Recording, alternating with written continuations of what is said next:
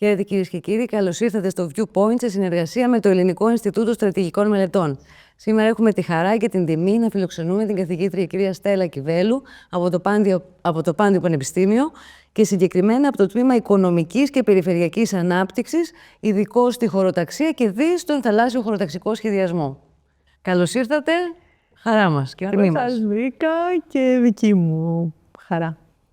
Τον τελευταίο καιρό έχει ευτυχώς και επιτέλους απασχολήσει το δημόσιο λόγο ο χάρτης που αναρτήθηκε από την Κομισιόν, ο οποίος δείχνει ότι αποδίδει στην Ελλάδα την ΑΟΣ που διεκδικούμε με της ουσίας και μάλιστα αποδίδει και 12 ναυτικά μίλια χωρικά ύδατα. Θα θέλαμε επειδή εσείς... Από την πλευρά του Αιγαίου. Φυσικά. Γιατί από εκεί τα είχαμε. Εφόσον λοιπόν εσείς έχετε άμεση σχέση λόγω της δουλειάς σας με την ανάπτυξη αυτού του χάρτη, μπορείτε να μας πείτε από πού προήλθαν τα στοιχεία, πώς ήταν η διαδικασία της υλοποίησής του και τι θα πρέπει να γνωρίζουν οι πολίτες για αυτό το χάρτη. Ευχαριστώ πολύ για την ερώτηση, κυρία Αργύρη. Πραγματικά είναι καλό να βάλουμε τα πράγματα στη θέση τους, γιατί γίνεται και μια, αν θέλετε, καπηλεία πολλές φορές αυτού του χάρτη από διάφορους ανθρώπους οι οποίοι δεν είχαν καμία, νομίζω, σχέση. Αυτός ο χάρτης είναι ένας χάρτης που φιλοξενείται από την Ευρωπαϊκή Πλατφόρμα για το Θαλάσσιο Χωροταξικό Σχεδιασμό. Η Ευρωπαϊκή Πλατφόρμα είναι ουσιαστικά μια επίσημη πλατφόρμα της Ευρωπαϊκής Ένωσης και δημιουργείται από ένα μηχανισμό στήριξης, assistance mechanism, για το θαλάσσιο χωροταξικό σχεδιασμό στην Ευρώπη. Πρόκειται δηλαδή για ένα consortium συμβουλευτικών εταιριών, οι οποίες έχουν λάβει έχουν κερδίσει αυτό το έργο από την Ευρωπαϊκή Ένωση. Συγκεκριμένα από την Γενική Διεύθυνση Θαλασσιών Υποθέσεων και Αλίας, DG Mare, και τη ΣΥΝΕΑ που είναι ο οργανισμός ο οποίος χρηματοδοτεί. Με αυτούς λοιπόν συνεργαζόμαστε. Αυτή η πλατφόρμα βασίζεται σε εξωτερικούς εμπειρογνώμονες, οι οποίοι είναι αντίστοιχα ένας αναθαλάσσια λεκάνη. Δηλαδή, εγώ συγκεκριμένα έχω αναλάβει ως ανεξάρτητος εμπειρογνώμονας, επαναλαμβάνω, το μέρος της Ανατολικής Μεσογείου, δηλαδή είμαι υπεύθυνη για 4 χώρες, την Κροατία, τη Σλοβενία, την Ελλάδα και την Κύπρο, έτσι ώστε να έχω την άμεση επαφή συνεχώς με τους οργανισμούς οι οποίοι είναι υπεύθυνοι για το θαλάσσιο χωροταξικό σχεδιασμό στις χώρες αυτές, το οποίο λέγεται MSP Authority σε κάθε χώρα. Μπορεί να είναι ένας οργανισμός και μπορεί να είναι απλά ένα υπουργείο. Έτσι λοιπόν έρχομαι σε επαφή με τα MSP Authorities και συγχρόνως τους στηρίζουμε, εφόσον εκείνοι το θελήσουν. Είναι πολύ διακριτική η Ευρωπαϊκή Ένωση, δεν υποκαθιστά τα κράτη-μέλη, σαφώς και τα κράτη-μέλη έχουν τον πρώτο λόγο. Ωστόσο, ζητούμε να μας υποβάλουν ερωτήματα, να μας υποβάλουν αιτήματα για στήριξη, εφόσον δεν έχουν τεχνογνωσία και παρέχουμε αυτή την τεχνογνωσία. Έχουμε παραδείγματος χάρη, έχουν οριμάσει, ξέρετε, πολλά ζητήματα σχετικά με το θαλάσσιο χωροταξικό σχεδιασμό, με τη δική μας παρέμβαση, όχι παρέμβαση κακώς εννοούμενη, με τη δική μας παροχή τεχνογνωσίας, να το πω πιο σωστά. Έτσι λοιπόν, ο χάρτης αυτός, κάθε χώρα σε αυτή την πλατφόρμα, αν δείτε, λέει countries, sea basins κλπ. Όλα, έχει πάρα πολύ πλούσια πληροφορία αυτή τη στιγμή, γιατί είναι χρόνια τώρα που αναπτύσσεται. Εμείς τουλάχιστον ο συγκεκριμένος contractor είμαστε εκεί από το 2019 και κάνουμε πολύ καλά τη δουλειά μας, νομίζω. Σε κάθε χώρα λοιπόν υπάρχει ένας χάρτης. Τώρα τελευταία οι χάρτες αυτοί ανανεώθηκαν το 2022, νομίζω. Από τότε λοιπόν είναι αναρτημένος αυτός ο χάρτης, κυρία Αργύρη. Δεν ξέρω γιατί τώρα φάνηκε. Αυτό δεν ξέρω κι εγώ. Ίσως δόθηκε αφορμή από το γεγονός ότι το Υπουργείο Εξωτερικών της Τουρκίας είπε ότι είναι άγκυρος. Και Ακριβώς. έτσι εισήλθε στο δημόσιο λόγο. Θα θέλαμε να μας πείτε Ακριβώς. τα στοιχεία γι' αυτό από πού Σωστά. πηγάζουν. Αυτό αναγράφεται πάνω στην πλατφόρμα. Τα στοιχεία πηγάζουν από πολλές διεθνείς και εθνικές πηγές. Δηλαδή, πρώτα απ' όλα βεβαίως, η Κομισιόν, η Ευρωπαϊκή Ένωση, ζητά μέσω του αντίστοιχου γεωγραφικού expert, του γεωγραφικού εμπειρογνώμονα, ζητά χάρτη από τη χώρα. Αν η χώρα όμως δεν δώσει χάρτη, είναι αναγκασμένη να μην αφήσει βέβαια μαύρο το χάρτη, το σημείο του χάρτη της χώρας, έτσι δεν είναι? Και είναι αναγκασμένη να συνθέσει ένα χάρτη με βάση τις διεθνείς και εθνικές πηγές. Υπάρχουν κατά καιρούς, έχουν δοθεί και από τη χώρα μας σχετικοί χάρτες. Η πρώτη σημαντική πηγή είναι το eModNet. Το eModNet είναι μια υπηρεσία στην οποία συγκεντρώνονται οι χάρτες θαλάσσιου χωροταξικού σχεδιασμού από όλες τις χώρες. Δηλαδή, αν θέλετε, η Ευρωπαϊκή Ένωση ζητά από τις χώρες, παρακαλεί τις χώρες, δεν το επιβάλλει, να καταθέσουν εκεί τα θαλάσσια χωροταξικά σχέδιά τους. Και μάλιστα είναι σημαντικό ότι θα τα ήθελε σε μορφή ψηφιακή. Δηλαδή όχι απλώς να είναι έγγραφα, καταλαβαίνετε, FAQ και τέτοια πράγματα, αλλά να είναι σε ψηφιακή μορφή για να μπορούν να γίνουν και κάποιες, αν θέλετε, μετά ιδιαίτερες μελέτες σε επίπεδο λεκάνης. Δηλαδή, επειδή τώρα τελευταία, μία παρένθεση, στη Μασσαλία πριν από λίγο καιρό, το προηγούμενο μήνα, γύρω στις 20 του μήνα Οκτωβρίου, είμαστε στη Μασσαλία. Εκεί γιορτάσαμε το περίφημο MSP Week, δηλαδή τη βδομάδα θαλάσσιου χωροταξικού σχεδιασμού στην Ευρώπη. Γιατί τι γιορτάσαμε? Τη δεκαετία η οποία δουλεύτηκε αυτό το αντικείμενο. Γιατί ξεκίνησε το αντικείμενο αυτό με την Οδηγία 89 του 2014 για το θαλάσσιο χωροταξικό σχεδιασμό. Με βάση αυτήν την οδηγία, λοιπόν, η οποία αναφέρει ότι θαλάσσιος χωροταξικός σχεδιασμός είναι μια δημόσια διαδικασία μέσω της οποίας αναλύονται και χωροθετούνται στρατηγικά οι ανθρώπινες δραστηριότητες στη θάλασσα με στόχο οικολογικό, κοινωνικό και οικονομικό, για να καλύπτει τέτοιους στόχους. Αυτό είναι. Έτσι. Αυτή η οδηγία δουλεύτηκε 10 χρόνια. Όλες οι χώρες έχουν σχέδια. Πολλές έχουν δεύτερη και τρίτη γενιά σχεδίων και εμείς ακόμα δεν έχουμε τίποτε. Οι δύο χώρες που δεν έχουν ακόμα σχέδια είναι η Κροατία και η Ελλάδα. Θα ήθελα να σας ρωτήσω δύο πιο απλά πράγματα. Καταρχάς, αν αυτός ο χάρτης έχει νομική ισχύ, αν μπορούμε να το αξιοποιήσουμε νομικά όταν και αν θελήσουμε να ανακηρύξουμε ΑΟΣ και 12 μίλια, αρχικά αυτό. Και κατά δεύτερον, εάν το γεγονός ότι στους χάρτες αυτούς εφάπτεται η ΑΟΣ της Ελλάδας και της Κύπρου, σύμφωνα με την Ευρωπαϊκή Ένωση, από ό,τι καταλαβαίνουμε, εάν αυτό αποτελεί ένα εργαλείο προς αξιοποίηση επίσης νομικό στα χέρια μας. Απολύτως και τα δύο. Θεωρούμε ότι αυτός ο χάρτης βασίζεται απολύτως νομικά, διότι βασίζεται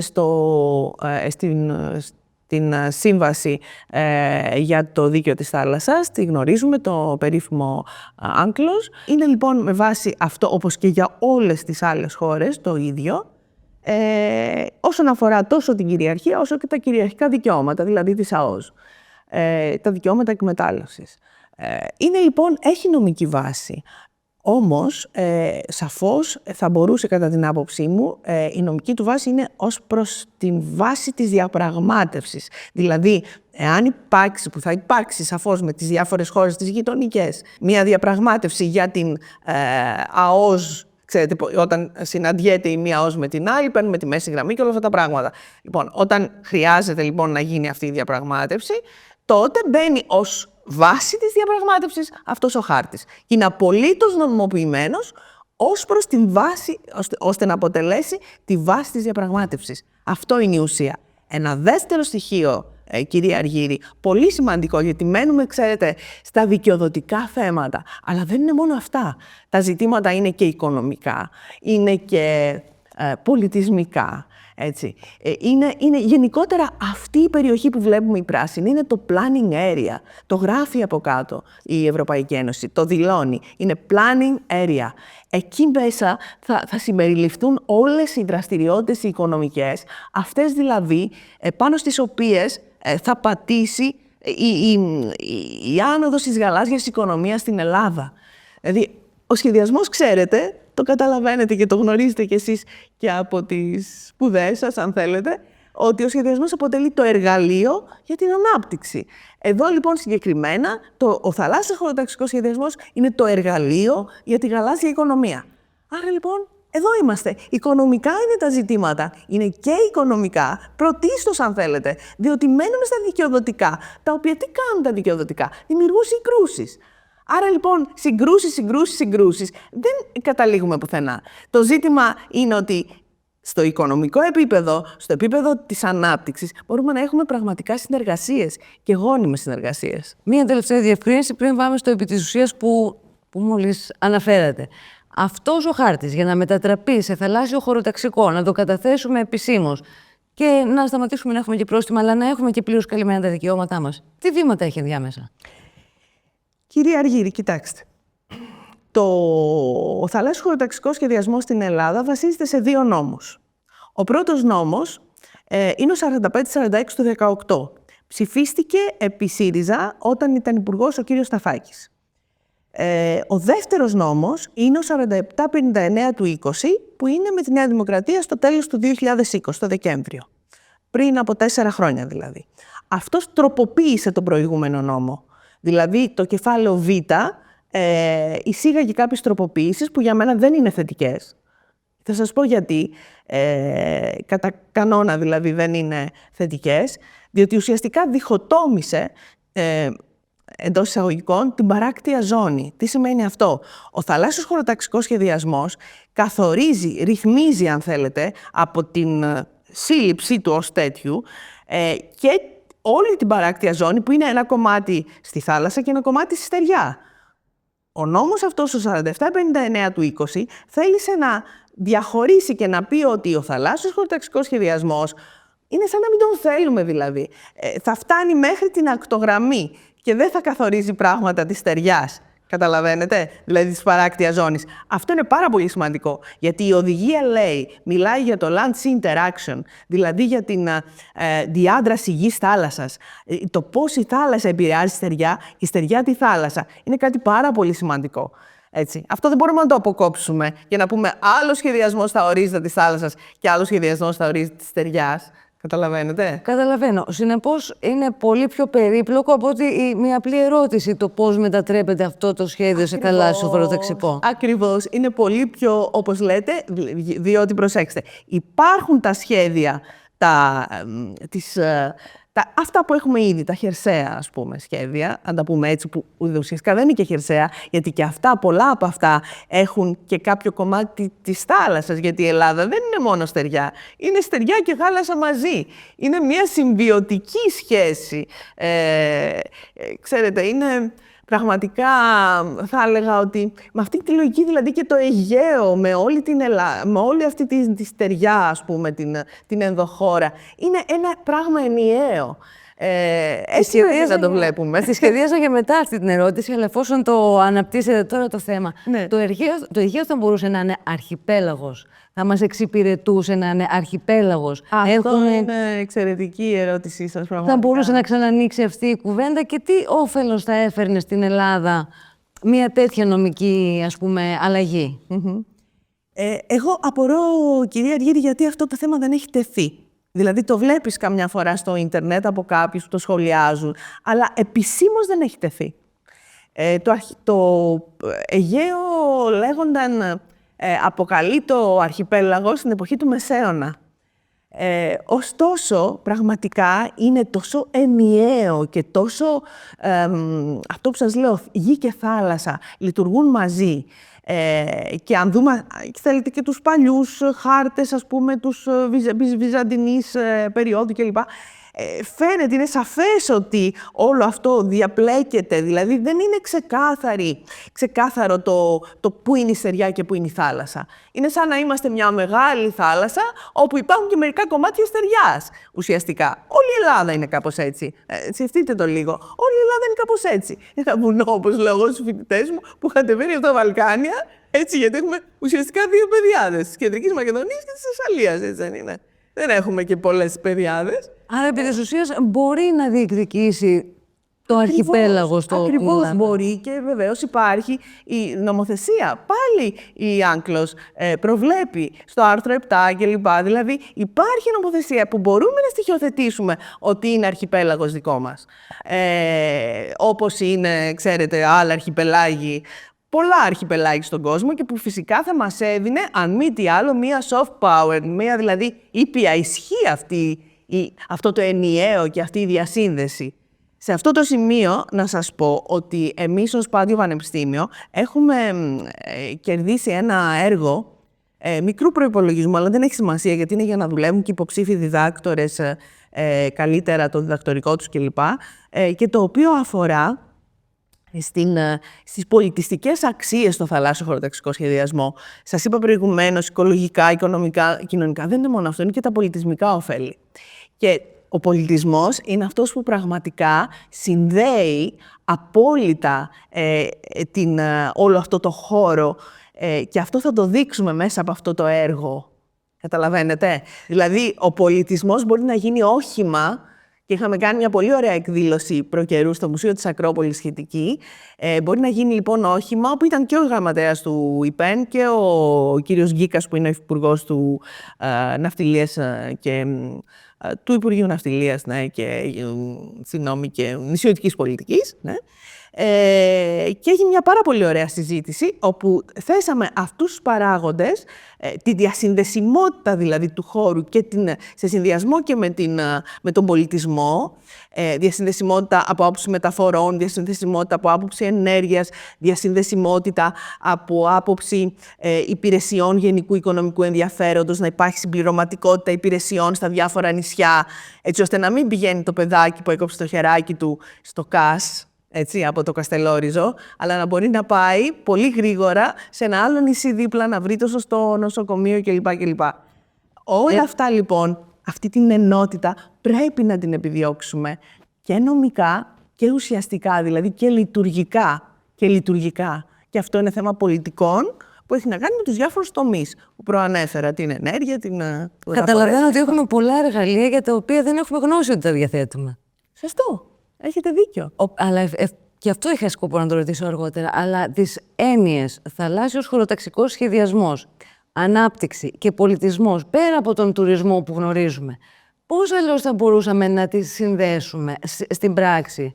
Υπάρχει μέσα στο χωροταξικό σχεδιασμό ένας τρόπος να το αξιοποιήσουμε αυτό το στοιχείο πέρα από το όφελος του τουρισμού, δηλαδή το οικονομικό, το άμεσο? Φυσικά και υπάρχει. Έχει αναγνωριστεί και διεθνώς ότι το ζήτημα της ένταξης της πολιτιστικής κληρονομιάς στο θαλάσσιο χωροταξικό σχεδιασμό είναι κάτι το οποίο έχει λείπει. Είναι το missing layer ο πολιτισμός, όπως λένε τα άρθρα, ας πούμε, που διαβάζουμε. Ήταν μια πολύ ωραία έκφραση αυτή, ότι είναι το ελείπον επίπεδο. Και το οποίο σιγά σιγά έχει συνειδητοποιηθεί ότι πρέπει και αυτό να περιλαμβάνεται. Δηλαδή, σε μια ενδεχόμενη, που θα γίνει μάλλον, αναθεώρηση της οδηγίας που λέγαμε του 2014, εκεί που λέει οικολογική, οικονομική και κοινωνική στόχη, μπορεί να μπει και πολιτιστική στόχη. Καταλαβαίνετε? Στην πράξη όμως έχουμε πράγματα να προτείνουμε εμείς οι χώρες της Μεσογείου. Εμείς χώρες της Μεσογείου. Γιατί δεν είναι το ίδιο όλοι, έτσι. Στη Βόρεια Θάλασσα, ας πούμε, υπάρχουν ναυάγια, απλώς ναυάγια.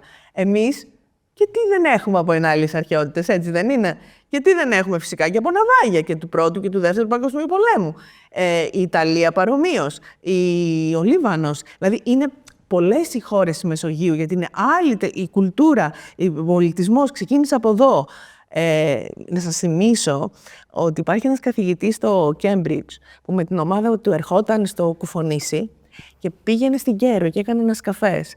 Αυτός ο καθηγητής δεν θυμάμαι το όνομά του, αλλά μπορούμε να το βρούμε και οι ακροατές σας να το ψάξουν στο ίντερνετ. Έχει υποστηρίξει, και όχι Έλληνας, Άγγλος, έχει υποστηρίξει λοιπόν ότι το πρώτο ιερό, το πρώτο sanctuary, όπως λέει, στον κόσμο είναι η Κέρος. Στον κόσμο. Καταλαβαίνετε? Καταπληκτικό. Εδώ γεννήθηκε ο πολιτισμός. Εδώ γεννήθηκε. Σε αυτό το αρχιπέλαγος, να το πούμε έτσι, γιατί είναι σωστή η έννοια. Και εμείς μέσα από αυτό το πρόγραμμα θέλουμε να αναδείξουμε ακριβώς τον πολιτισμό. Θέλουμε να έχουμε καταγράψει και έχουμε δημιουργήσει μια μεγάλη πλατφόρμα σε συνεργασία και με το Πανεπιστήμιο του Αιγαίου, όπου στην πλατφόρμα φαίνεται όλη η πολιτιστική κληρονομιά, ηλική και άειλη, πέρα από αυτά που φαίνονται τα επίσημα στο αρχαιολογικό κτηματολόγιο. Πράγματα δηλαδή που τα βρήκαμε επιτόπου και τα καταγράψαμε επιτόπου και που δημιουργήσαμε εργαλεία ώστε οι πολίτες να μπαίνουν μέσα στο survey, το εργαλείο, το GIS, WebGIS ας πούμε, και να δηλώνουν εκείνοι έναν τόπο. Το GIS, ας διευκρινίσουμε ότι είναι ένας χάρτης που εμπεριέχει δεδομένα. Ακριβώς. Είναι ένα γεωγραφικό σύστημα πληροφοριών που μπορεί να είναι σε υποτύπων web, δηλαδή να βασίζεται στο ίντερνετ, και να μπαίνει ο κάθε πολίτης και να λέει, ας πούμε, στην Κάσο, εγώ θεωρώ ότι εδώ η Ελληνοκαμάρα, ας πούμε, είναι μια πολιτισμική περιοχή που έχει τα εξής στοιχεία κλπ. Να δημιουργεί το πολύγωνο, να γράφει, να βάζει και μια φωτογραφία. Καταλαβαίνετε, αυτά δεν είναι αναγνωρισμένα, δεν είναι δηλωμένα πολιτισμικά στοιχεία. Όμως αυτά υπάρχουν. Και σε αυτά βασίζεται και η ενότητα των τοπικών κοινοτήτων, έτσι, και των τοπικών κοινωνιών. Καταρχάς, μια διευκρίνηση. Μήπως πριν αναφερθήκατε στον κύριο Κόλλινερ Έμφριο? Μπορεί. Δεν το θυμάμαι το όνομα. Ειλικρινά σας λέω, το έχω παρακολουθήσει με πολύ μεγάλη συγκίνηση όλο αυτό. Η Κέρος, το πρώτο ιερό στον κόσμο. Αυτό που ήθελα να καταλάβω, να πούμε έτσι διευκρινιστικά, αν καταλάβαμε σωστά. Υπάρχει λοιπόν τρόπος μέσα από εργαλεία που μας δίνει η Ευρώπη προς ανάπτυξη να κάνουμε τη soft power εργαλείο ανάπτυξης και οικονομικού και πολιτισμικού ωφέλους. Απολύτως. Απολύτως. Και σε αυτό νομίζω μπορεί να μας βοηθήσει και η ομογένεια. Παρακαλώ, αναπτύξτε το. Έτσι δεν είναι? Κοιτάξτε, έδωσα μια συνέντευξη μετά από αυτό το συνέδριο στην Ακρόπολη. Έδωσα μια συνέντευξη στην κυρία Ζαχαριάδη από τον Κήρυκα, από τον Εθνικό Κήρυκα της Νέας Υόρκης. Μπορεί αν κάποιος θέλει να το βρει. Το έχω και έχω ένα blog εκεί που γράφω διάφορα. Κοιτάξτε, είναι σαφές ότι οι ομογενείς μας νομίζω ότι έχουν τελείως διαφορετική, έτσι, αν θέλετε, αγάπη, αντίληψη, συγκίνηση για όλη αυτή την πολιτιστική κληρονομιά που υπάρχει και την οποία, αν θέλετε, και την έχουν αποχωριστεί, έτσι δεν είναι? Ξέρω κι εγώ, γιατί και εμένα πολλοί συγγενείς μου είναι στο Denver και από εδώ και από εκεί, και από τη μητέρα μου και από τον πατέρα μου. Θεωρώ ότι πραγματικά, αν τους καλέσουμε, δηλαδή αν δημιουργήσουμε ένα φόρουμ τέτοιο, το οποίο να αφορά την αξιοποίηση και την καταγραφή, αν θέλετε, και την αξιοποίηση και τη συζήτηση γύρω από όλα αυτά τα ζητήματα για την πολιτιστική κληρονομιά, την υποβρύχια και την άειλη πολιτιστική κληρονομιά, και μάλιστα να συνδέσουμε, αν θέλετε, και με τον τουρισμό, δηλαδή να δημιουργήσουμε τουριστικά προϊόντα τα οποία είναι βασισμένα σε αυτό τον πολιτισμό, σε απομακρυσμένα νησιά, σε χώρους που είναι, σε χωριά που είναι, σε κεντρικά νησιά μένα, αλλά απομακρυσμένα τα ίδια. Αυτός ο πολιτισμός, αυτό είναι το αυθεντικό, και αυτό πιστεύω το αγαπούν πάρα πολύ οι άνθρωποι πλέον, και συγχρόνως, γιατί έχουν βαρεθεί, ξέρετε, όλα αυτά τα στερεότυπα, τύπου all inclusive και όλους, ξέρετε, αυτούς τους τουρισμούς, τους μαζικούς κλπ. Άρα αυτή την αυθεντικότητα την αναζητούν. Και οι Έλληνες, ένας λόγος παραπάνω, μπορούμε να δημιουργήσουμε ένα τέτοιο φόρουμ. Το έχουμε στα σκαριά, δεν θα κρύβω. Δημιουργούμε μέσα από αυτό το έργο μια κοινότητα πρακτικής. Αυτό λέγεται community of practice. Τι είναι αυτό? Είναι μια νέα μορφή διαχείρισης ορισμένων θεμάτων τέτοιων, όπου οι άνθρωποι είναι practitioners, περισσότεροι έχουν, δηλαδή δεν θέλουμε θεωρητικούς. Είμαστε της εφαρμογής. Ακριβώς, της εφαρμογής, μπράβο. Λοιπόν, μαζεύονται εκεί οι άνθρωποι της εφαρμογής με θέματα, με ένα κοινό θέμα που τους παθιάζει κατά κάποιον τρόπο, που είναι το πάθος τους, έτσι. Η ανταλλαγή λοιπόν που δημιουργείται έχει παρατηρηθεί ότι παράγει πάρα πολύ σημαντικά αποτελέσματα. Βασίζεται σε μια θεωρία που λέγεται αμερικανικός πραγματισμός αυτό. Και βασίζεται, ξέρετε, σε αυτό που λέγεται κοινωνική γνώση, παραγωγή κοινωνικής γνώσης. Άρα θέλω να πω, μέσα σε αυτή την community of practice που δημιουργούμε, που θα είναι στην Ελλάδα σε πρώτη φάση για την αξιοποίηση της πολυσής κληρονομιάς στο θαλάσσιο χωροταξικό σχεδιασμό και μετά θα την κάνουμε σε επίπεδο Μεσογείου, γιατί στο επίπεδο της Μεσογείου και η Ευρωπαϊκή Ένωση, αυτή με την οποία συνεργαζόμαστε, έχει δημιουργήσει ήδη μια τέτοια community of practice. Θεωρούμε λοιπόν, θα την απλώσουμε. Νομίζω ότι θα βγουν πάρα πολύ σημαντικά πράγματα. Και εκεί μπορεί να βοηθήσει, πιστεύω, και η ομογένεια. Καταπληκτικό το ότι έχουμε επιτέλους μια πρωτιά και έχουμε κάτι αισιόδοξο το οποίο ξεκινάει να αναπτύσσεται εδώ. Έχουμε. Θα θέλαμε όμως να μας Λίγο θα δείτε και το website μας, το φτιάχνουμε. Ανυπομονούμε. Θα θέλαμε να μας πείτε, στα πλαίσια της Ευρωπαϊκής Ένωσης και της αξιοποίησης των υπόλοιπων πόρων που διαθέτει η χώρα. Δηλαδή, πέραν από τον θαλάσσιο πλούτο και το τι παρέχει σε αλληλεία, τουρισμό κτλ. Επειδή ο χωροταξικός σχεδιασμός περιλαμβάνει ουσιαστικά και τη στεριά και φυσικούς πόρους, σπάνιες γέες, ενδεχομένως μεταλλεύματα, πώς θα μπορούσε ποια είναι τα εργαλεία για να αξιοποιηθούν αυτά προς όφελος της ελληνικής αγοράς, της τοπικής κοινωνίας, των μικρών τοπικών επιχειρήσεων, αλλά και να έχουν πρόσβαση στις ευρωπαϊκές αγορές. Δηλαδή, τι μπορεί να κάνει η Ευρώπη γι' αυτό? Πρώτα απ' όλα, θα ήθελα να πω, κυρία Αργύρη, ότι ήδη, ευτυχώς, ύστερα από πολλές εκκλήσεις των αυτών που ασχολούμαστε εδώ και πολλά χρόνια με τη γαλάζια οικονομία, έχει αρχίσει να κινείται πολύ το θέμα της γαλάζιας οικονομίας στην Ελλάδα. Πρόσφατα ο κύριος Τουρνάρας έδωσε μια ωραία ομιλία Ο Δήμος Πειραιά ήταν πάντα πρωτοπόρος στο θέμα του Blue Growth, το είπαμε εξ αρχής, τώρα είναι Blue Economy. Έχει, ξέρετε, μια διαφορά, δηλαδή δεν είναι μόνο ανάπτυξη με την έννοια του growth, αλλά economy με την έννοια του ότι παράλληλα κοιτάμε και την υγεία του οικοσυστήματος, δηλαδή δεν αναπτύσσουμε για να αναπτύσσουμε, αλλά κάνουμε αυτό αυτό που λέει και η ετυμολογία της λέξης. Οικονομία. Ακριβώς. Πάρα πολύ ωραία το είπατε. Δηλαδή είναι μια ισορροπία, αν θέλετε, οικονομίας και περιβάλλοντος και κοινωνίας και όλα αυτά τα πράγματα. Αυτό λοιπόν είναι η οικονομία ουσιαστικά. Έτσι λοιπόν βλέπω ότι αφενός ξεκίνησε από διάφορες πρωτοβουλίες τέτοιες δήμων κλπ, κυρίως ο Δήμος Πειραιά.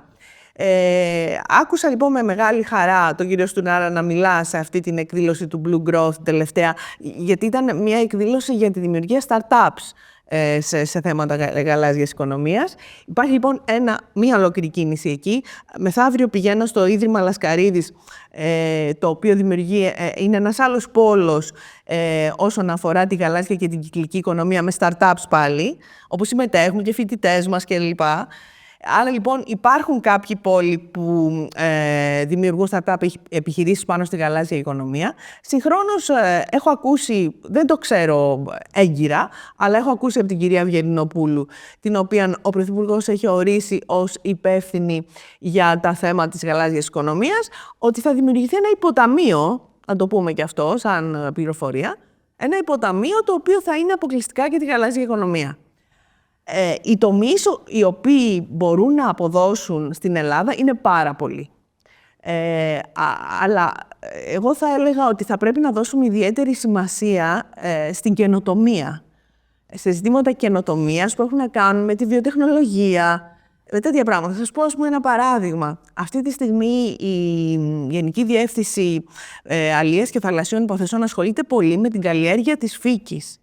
Υπάρχουν πάρα πολλά είδη φύκης και τα οποία μπορούν να χρησιμοποιηθούν για πάρα πολλούς σκοπούς. Ιατρικούς, φαρμακευτικούς, οτιδήποτε, ρουχισμού, τροφής.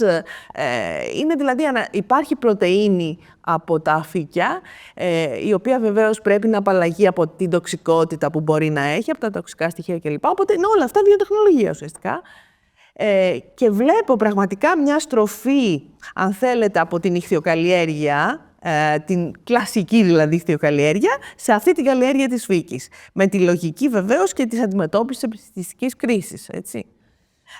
Ένας λοιπόν τομέας, εγώ πιστεύω, που δεν τον έχουμε δει ακόμα πολύ στην Ελλάδα, είναι αυτός, και θα μπορούσαμε να δημιουργήσουμε μια ωραία καμπάνια, έτσι, για αυτό το θέμα, σε συνεργασία με την... Είναι πολύ ανοιχτή η Γενική Διεύθυνση Αλίας και Θαλασσίων Υποθέσεων ως προς αυτά τα θέματα. Επίσης, η ίδια ηχθειοκαλλιέργεια να γίνει όσο το δυνατόν πιο βιώσιμη και, αν θέλετε, να γίνει βιώσιμη με τη λογική και της μη αποκλειστικότητας. Δηλαδή, μια άλλη καινοτομία η οποία επίσης χρηματοδοτείται είναι να προσπαθήσουμε να βρούμε τρόπους, επειδή ο χώρος ο θαλάσσιος είναι πολύ περιορισμένος, να βρούμε τρόπους να συνυπάρχουν αρμονικά πολλές δραστηριότητες. Αυτό θα μπορούσατε να το αναπτύξετε αυτό, δηλαδή τι σημαίνει αυτά, λοιπόν, τι σημαίνουν αυτά τα πολλά επίπεδα θαλάσσιας οικονομίας. Πολλά επίπεδα. Αυτό λέγεται multi-use στην γλώσσα της της επιστήμης ή harmonious coexistence, καταλαβαίνετε τώρα, δηλαδή αρμονική συνύπαρξη δραστηριοτήτων, αλλά είναι το περίφημο multi-use, το οποίο σημαίνει ότι, να πω ένα παράδειγμα, υπάρχει ας πούμε ένα πρόγραμμα United, στο οποίο υπάρχει μέσα ένα πιλωτικό πρόγραμμα ελληνικό.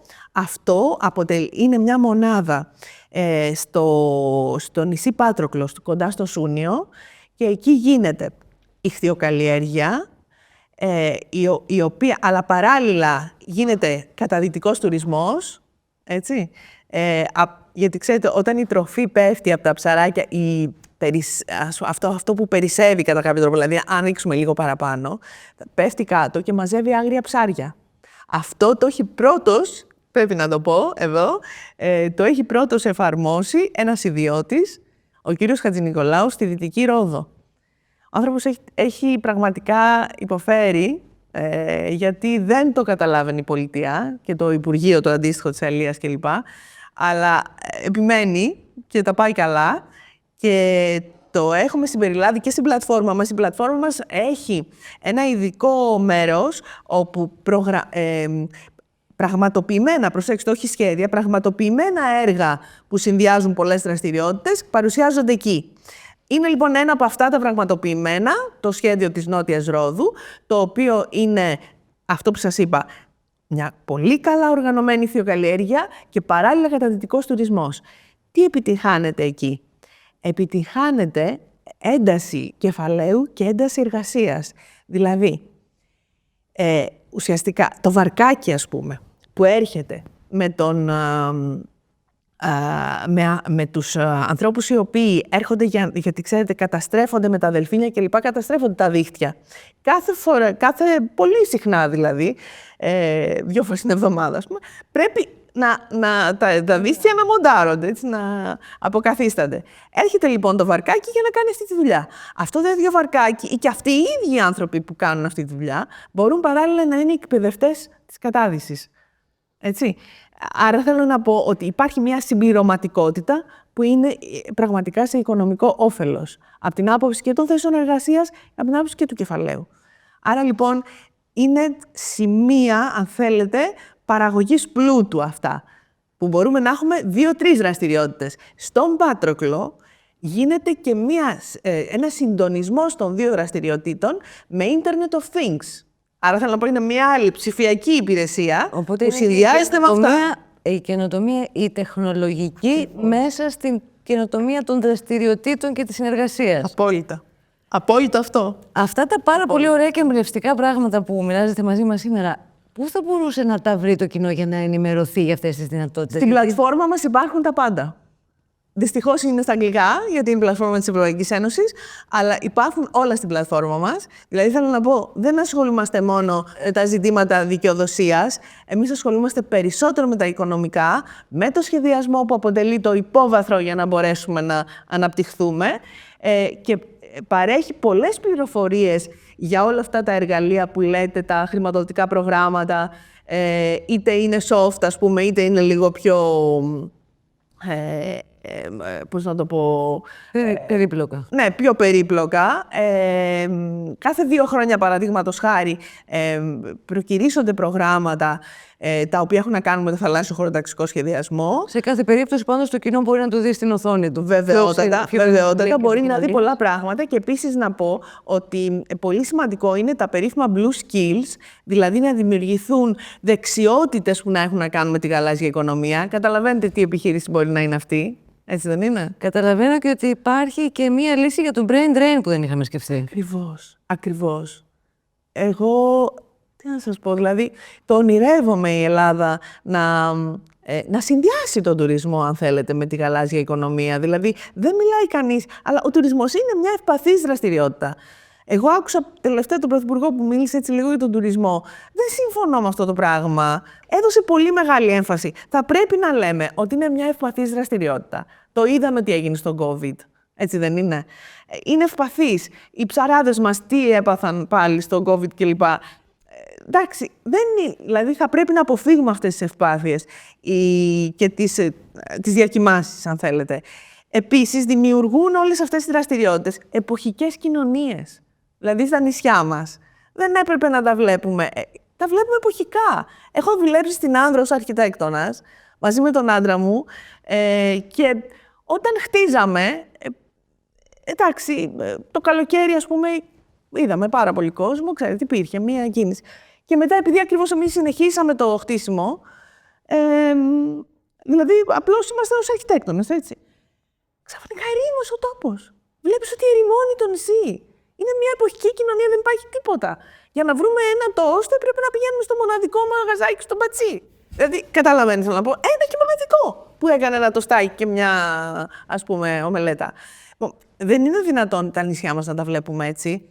Θα έπρεπε να τους δίνουμε κόσμο, να μεταφέρουμε κόσμο. Καταλαβαίνεις να πω. Συνεπώς, πρέπει να βρούμε έναν διαφορετικό τρόπο από αυτόν που έχουμε τώρα να αντιλαμβανόμαστε το τι είναι τουρισμός και τι είναι αξιοποίηση της θάλασσας και των νησιών. Αυτό καταλαβαίνω, δεν ξέρω αν καταλαβαίνω σωστά. Καταλαβαίνετε πάρα πολύ σωστά. Έχουν γίνει πολλές προτάσεις. Είναι ένας Κούντσμαν, ας πούμε, ο οποίος είναι χωροτάκτης, Γερμανός νομίζω, πρότεινε κάποια στιγμή το Αιγαίο να γίνει μια Silicon Valley. Με την εξής λογική, ότι θα μπορούσαν να εγκατασταθούν άνθρωποι που δουλεύουν εκεί με το κομπιούτερ τους. Ξέρετε, τώρα πλέον αυτά τα πράγματα είναι πολύ συνήθη. Αν είχαμε δηλαδή ένα πάρα πολύ καλό ίντερνετ στα νησιά, που αυτό μπορούμε να το κάνουμε, θα μπορούσε να γίνει εκεί μια τέτοια εγκατάσταση. Ανθρώπους οι οποίοι θα επικοινωνούσαν με τις μητρικές επιχειρήσεις που θα μπορούσαν να είναι οπουδήποτε, αλλά αυτοί να δουλεύουν εκεί. Και αυτοί να δουλεύουν εκεί γιατί είναι ένα καταπληκτικό περιβάλλον. Έτσι δεν είναι? Αυτό έδινε γεωπολιτική αξία και βέβαια. Δεν θα ήταν αυτό. Εθνικά συμφέροντα πάρα πολύ καλά και ασφαλή. Ακριβώς. Επίσης, αυτό που λέτε τώρα για το θέμα των 12 μιλίων, το έλεγα προχθές και με την κυρία Λαθήρη. Στα 12 μίλια μπορούμε να εγκαταστήσουμε αιωλικά πάρκα. Έχω πάει στη Βρετάνη κλπ. Έχω δει πράγματα στον κόλπο του Σαν Ναζέρ κλπ. Εκεί είναι στα 11 μίλια. Στα 11 μίλια δεν υπάρχει όχληση σε σχέση με τις τουριστικές επιχειρήσεις, με τα χωριά που είναι τα παράκτια κλπ. Δεν το βλέπουν καν. Βλέπουν μόνο τα φωτάκια τα οποία είναι τη νύχτα. Τίποτα άλλο. Δεν υπάρχει καμία άλλη όχληση. Οι δε ψαράδες μας έλεγαν ότι δεν υπάρχει κανένα πρόβλημα και επίσης χρησιμοποιούν το και τουριστικά. Δηλαδή, κάποιοι ψαράδες οι οποίοι δεν είχαν, ας πούμε, λόγω της υπεραλίευσης κλπ., είχαν κάποια κάμπ στο επάγγελμά τους, τώρα παίρνουν ανθρώπους και τους πηγαίνουν στο ελληνικό πάρκο και κάνουν βόλτες σαν δηλαδή υποτύπων τουριστικής, ας πούμε, ατραξιόν να γίνει το έργο αυτό. Επειδή ευκαιρία να κάνουμε μια αναφορά στη συνέντευξή σας, πολύ διαφωτιστική στην κυρία Λαθήρη, να παραπέμψουμε όσους θέλουν να τη δουν. Ευχαριστώ πολύ. Θα θέλαμε όμως, όσο μας επιτρέπει ο χρόνος. Με την κυρία Λαθήρη. Και εμείς. Ήταν όντως γόνιμη, βέβαια ήμουν στο Παρίσι και. Ναι. Όσο ο χρόνος μας απομένει, θα θέλαμε να μας συνοψίσετε, επειδή το μεγάλο κοινό δεν είναι πολύ εν γνώση όλων αυτών των εργαλείων που διαθέτει και δεν το ξέρει. Να μας συνοψίσετε αυτό που θα θέλετε εσείς να κρατήσει όποιος μας ακούει από τη σημερινή συνομιλία. Πολύ ωραία μου το θέτετε. Λοιπόν, πρώτα απ' όλα θα έλεγα ότι κάτι που μου το έστειλαν από την DG Mare, αυτή την γενική από την Κομισιόν δηλαδή, stay cool, έτσι έλεγε το σημαθάκι, and save the ocean. Δηλαδή, μείνετε ήρεμοι, αυτό απευθύνεται προφανώς σε όλους τους αγρίους, ένθεν, ξέρετε, και στους εθνικιστές. Μείνετε ήρεμοι και προστατεύστε τον ωκεανό. Αυτό είναι ένα πάρα πολύ ωραίο σύνθημα, αλήθεια σας λέω. Δηλαδή, αυτή είναι η ουσία, έτσι. Αυτή είναι η πραγματική ουσία. Και νομίζω ότι μπορούμε να το κάνουμε.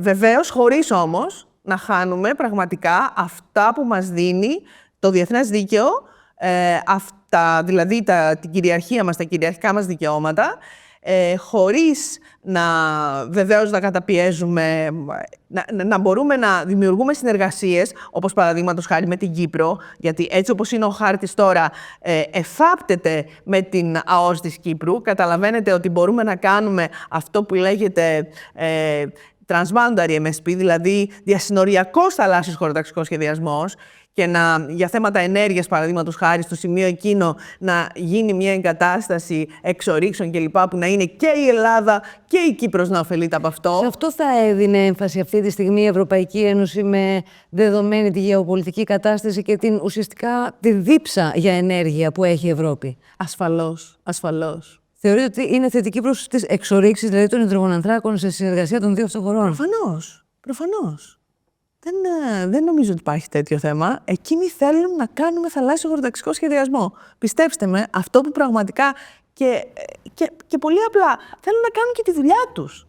Δεν ξέρω αν με καταλαβαίνετε. Δεν τους αφήνουμε να κάνουν τη δουλειά τους, μη κάνοντας θαλάσσιο χωροταξικό σχεδιασμό. Θέλουν να ολοκληρώσουν αυτό που ετάχθησαν να κάνουν με βάση την οδηγία, η οποία αλλάζει. Τώρα, ξέρετε ποιες είναι οι κατευθύνσεις καινούριες μετά την πρώτη δεκαετία? Λοιπόν, αυτές τις μάθαμε στη Μασσαλία που σας έλεγα.